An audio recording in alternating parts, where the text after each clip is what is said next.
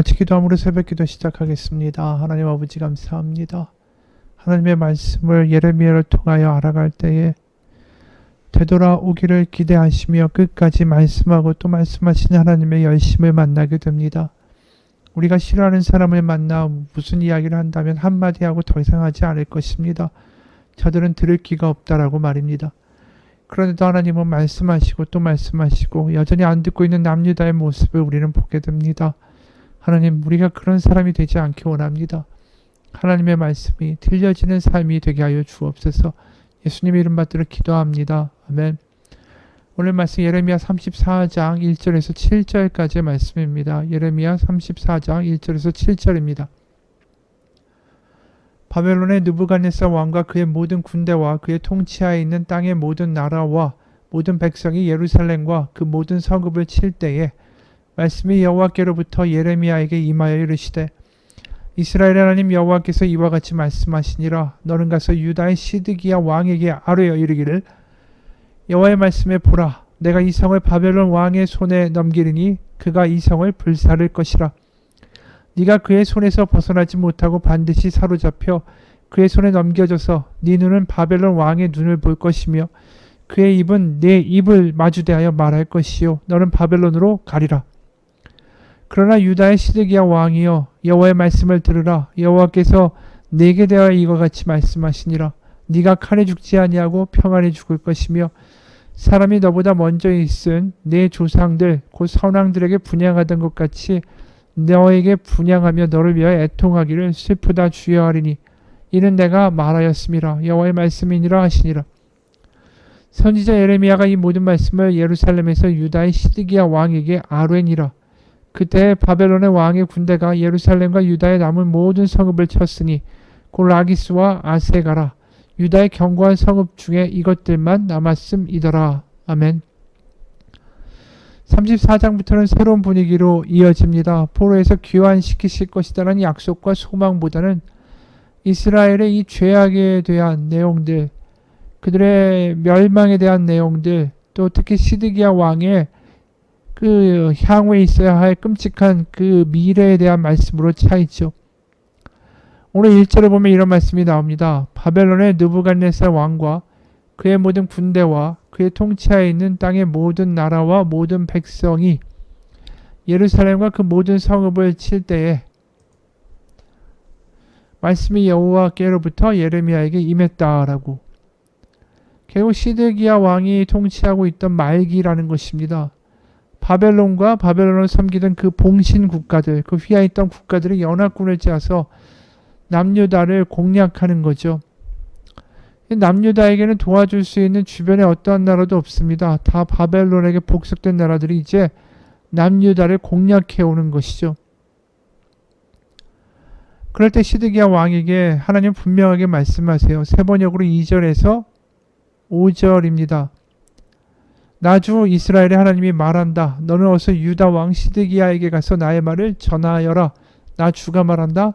내가 이 도성을 바벨론 왕의 손에 넘겨주어서 그가 이 도성에 불을 지르게 하겠다. 너도 그의 손에서 벗어나지 못하고 꼼짝없이 붙잡혀서 그의 손아귀에 들어갈 것이다. 너는 바벨론 왕 앞에 끌려나가 그의 얼굴을 직접 보게 될 것이며 그는 너에게 항복을 요구할 것이다.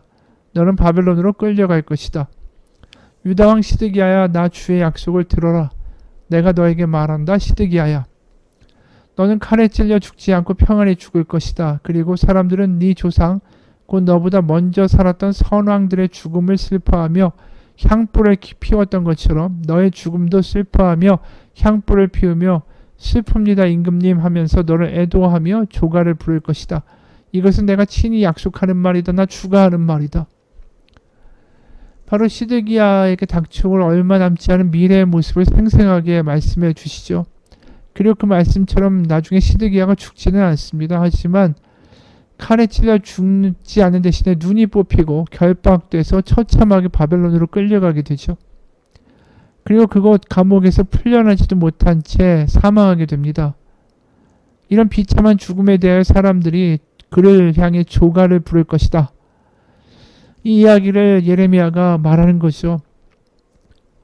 이 끔찍한 이야기를 들은 시드기야의 마음이 어땠을까? 끔찍한 결말의 이야기 아닙니까? 게다가 지금 상황이 7절에 그때 바벨론의 왕의 군대가 예루살렘과 유다에 남은 모든 성읍을 쳤으니 곧 라기스와 아세가라 유다의 견고한 성읍 중에 이것들만 남았음이더라. 이 남유다의 거의 모든 성읍들이 다 점령된 상태였어요. 여기 나와 있는 라기스는 그나마 예루살렘에서 남서쪽으로 대략 40km 정도 떨어진 곳입니다. 사실 이제 거의 턱 밑까지 바벨론 군대가 다가온 겁니다. 그럴 때 예레미야에게 하나님은 시드기야에게 이 말을 해주라는 것이죠. 하나님이 굳이 시드기야에게 이렇게 이 말을 하라고 하실 이유가 없습니다. 이미 풍전등화의 위기에 빠져 있고 굳이 시드기야를 찾아가서 이 말까지 하라고 하시는 이유는 다른 게 아니죠. 시드기야에게 상황을 다시 한번 인식시켜서 지금이라도 뭔가 하나님 앞에 회개하고 무릎 꿇고 돌아오라고 마지막 기회를 또 주시는 거예요. 하나님이. 안 들어도 계속해서 말하시는 거죠.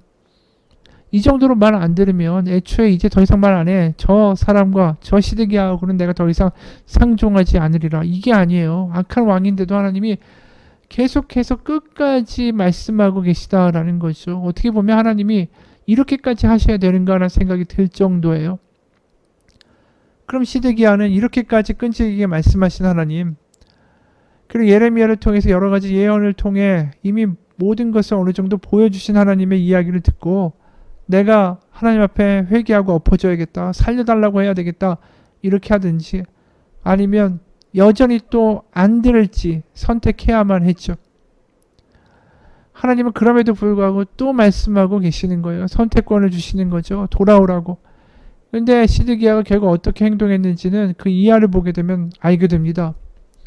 예레미야가 이런 남유다의 멸망을 이야기하기 전에 이런 일이 있었어요. 이제 바벨론이 막 공격해 들어오니까 시드기야가 머리를 짜내서 하나의 궁리를 합니다. 노예를 해방시키는 거예요. 노비를.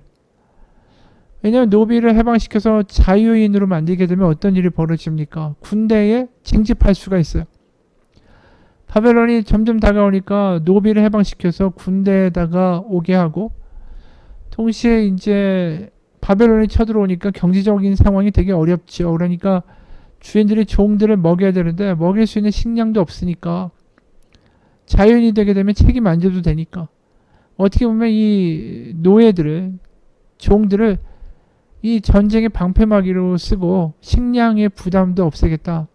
아주 사악한 방법을 쓴 거죠. 그러면서 종교적인 명분으로는 하나님이 같은 히브리인을 종으로 삼지 말라고 하셨으니까 우리는 해방시킨다라고 명분을 내세운 거예요. 그래서 세번역으로 9절, 10절 보면 이런 일을 저지른 거죠. 이 언약은 누구나 자기의 남종과 여종이 히브리 남자와 히브리 여자일 경우에 그들을 자유인으로 풀어주어서 어느 누구도 동족인 유다 사람을 종으로 삼는 일이 없도록 해야 한다는 것이었다. 모든 국왕과 모든 백성은 이 계약에 동의하여 각자 자기의 남종과 여종을 자유인으로 풀어주고 아무도 다시는 그들을 종으로 삼지 않기로 하고 그들을 모두 풀어주었다. 그런데 이 일이 있고 나서 예레미야가 시드기야의 말년을 선포했죠. 근데 거기에 묘하게 겹친 게 뭐냐면 바벨론이 일시적인 어떤 문제 때문에 퇴각을 합니다. 그러니까 시드기야가 이렇게 해요. 11절에 그러나 그 뒤에 그들은 마음이 바뀌어 그들이 이미 자유인으로 풀어준 남녀 종들을 다시 데려다가 남종과 여종으로 부렸다. 그러니까 이 하나님의 뜻이라고 이야기해놓고서는 상황이 변하니까 다시 종들로 삼았다라는 거예요. 그러니까 시드기야가 예레미야의 말을 듣고 지금 이 상황이 좋아진 게 아니라 결국 멸망이라는 하나님의 분명한 선고를 들었다면, 그가 진심으로 회개했다면 어떤 일을 했어야 될까요? 종으로 다시 잡아오는 그러한 사람들을 데려다가 풀어준 종을 왜 너희가 다시 종으로 삼느냐, 히브리인 자유케 해주는 게 하나님의 뜻 아니었냐, 이렇게 말하고 제지시켰어야 되죠. 근데 그렇지가 않았던 거예요. 그러니까 시드기야에게 하나님은 더 큰 멸망의 말, 저주의 말씀을 결국은 선포하시죠. 21, 22절, 이건 분노의 말씀이에요. 시드기야에게 돌이키라는 말씀이 아니라 분노와 저주와 결정적인 말씀이죠. 21, 22절, 유다왕 시드기야와 그 고관들도 그들의 목숨을 노리는 원수들의 손에 넘겨주고 너에게서 떠나가 있는 바벨론 왕의 군대의 손에 넘겨주겠다. 보아라, 내가 명령을 내려서 바벨론 왕의 군대를 이 도성으로 다시 불러다가 그들이 이 도성을 공격하여 점령하게 하고 불을 지르게 하겠다. 내가 유다의 성읍들을 황무지로 만들어서 아무도 살 수 없는 곳으로 만들겠다. 나 주의 말이다. 끔찍한 결론으로 이어지죠. 우리가 오늘 말씀을 보면서 한 가지 깨닫게 됩니다. 예레미야가 시드기야에게 전한 것처럼 우리에게도 말씀이 매일매일 삶 가운데 이렇게 주어지죠. 그럼 우리 똑같아요. 말씀을 가지고 우리의 상황을 대처해 나갈지, 아니면 이렇게 상황을 보아하니 이 말씀을 내가 취해서 따르는 게 맞겠다, 아니다 라고 판단할지.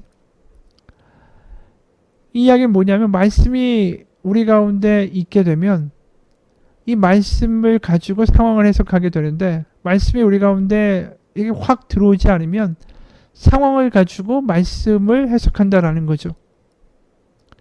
그러니까 지금 시드기야는 말씀이 그의 안에 있지 않기 때문에 상황을 봐서 이 말씀은 맞다 아니다라고 이게 취사 선택을 하게 되는 거예요. 그러니까 좀 더 간단하게 말하면, 우리가 성경을 읽을 때 말씀이 나를 읽어야지 내가 말씀을 읽어서는 안 된다라는 거죠.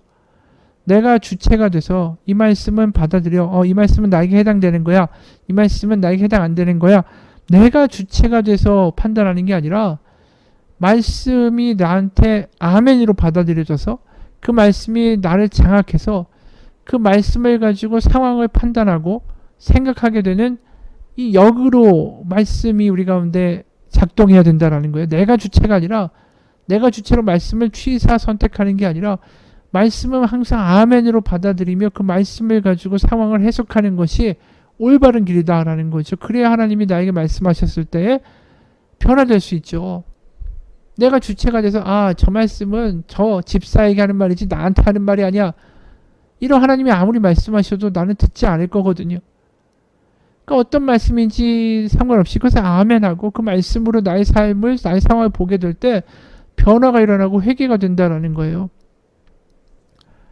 그 이화정 목사님이라는 분이 있는데 독일에서 신학박사를 한 분이 책을 냈어요. 엄마의 일기가 하늘에 닿으면. 이 책을 쓰게 된 계기가 뭐냐 하면, 요양병원에 입원하신 부모님 집을 정리하다가 어머니의 기도 노트를 보게 됩니다.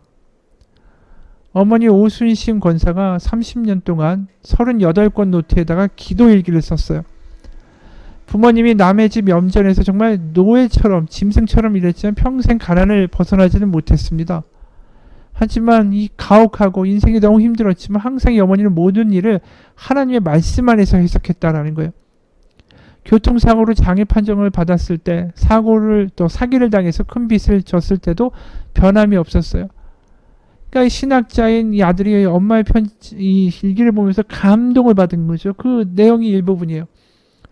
엄마가 쓴 일기의 거의 첫 구절은 오늘 새벽에는 땡땡시에 일어나 교회에 갔어요 라고 시작된다.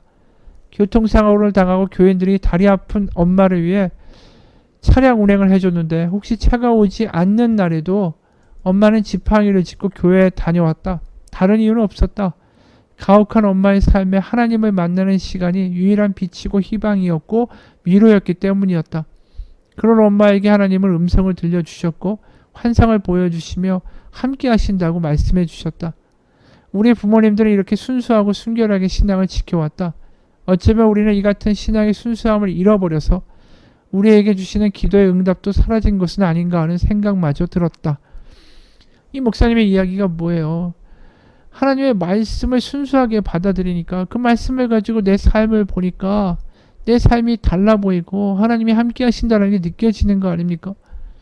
그런데 내가 주체가 돼서 내가 상황에 따라서 그 말씀을 받아들일지 아닐지 내가 취사 선택을 하게 되면 결국은 내 신앙은 무너지죠. 왜냐하면 내가 느끼기에 하나님은 응답하지 않은 것 같고 내가 보기에 하나님은 나를 사랑하지 않는 것 같고 그럼 어느 순간 내가 받아들일 수 있는 말씀만 받아들이고 나머지는 다 거부하는 일들이 벌어지기 때문입니다. 순수한 신앙은 다른 게 아니에요. 말씀은 항상 나에게 아멘으로 받아들여지고 그 말씀을 가지고 내 삶과 내 자신을 바라보려고 할 때에 하나님은 놀라운 변화를 항상 일으키실 수 있다는 거죠. 저 말씀은 나에게 해당되는 말씀이 아니고 저 말씀은 저 사람에게 해당되는 거고 저 말씀은 나에게 지금 해당되는 게 아니라고. 하나님이 아무리 말씀하셔도 시드기야가 그러지 않았을까요? 저 말씀 나에게 해당되는 게 아니야. 지금 봐 바벨론이 후퇴하고 있잖아. 그러면 망합니다. 하나님의 말씀이 들려지고 하나님의 말씀 항상 아멘이라고 대답할 수 있는 순수한 신앙이 되기를 축원합니다. 같이 기도하겠습니다. 하나님의 역사를 맛보지 못하는 것은 내가 주인이 되어 하나님의 말씀을 판별하고 있는 것이기 때문입니다. 내가 하나님이 멀게 느껴지고 하나님이 안 계신 것 같고 하나님이 말씀하시지 않는 것 같다고 느껴지는 것도 하나님의 말씀이 아멘이라고 나에게 먼저 선포되지 않기 때문입니다. 하나님은 지금도 말씀하기 원하십니다. 시드기야에게도 끝까지 말씀하신 하나님을 보면 내가 아무리 어떤 상황이라도 하나님은 지금도 말씀하고 계십니다. 말씀하기를 쉬지 않으십니다. 나에게 어떤 말씀이 전달되든 나에게 어떤 말씀이 선포되든 간에 그것은 나를 향한 하나님의 말씀이다 외칩니다. 아멘이라고 받아들일 수 있는 믿음 되기 원합니다. 그 말씀을 붙들고 나의 삶을 다시 보고 내 자신을 다시 한번 바라볼 수 있는 말씀의 빛으로 지금의 삶을 바라볼 수 있는 믿음 되게 하여 주옵소서. 들려지게 하옵소서. 아멘 되게 하옵소서. 예수님 이름 받들어 기도합니다. 아멘.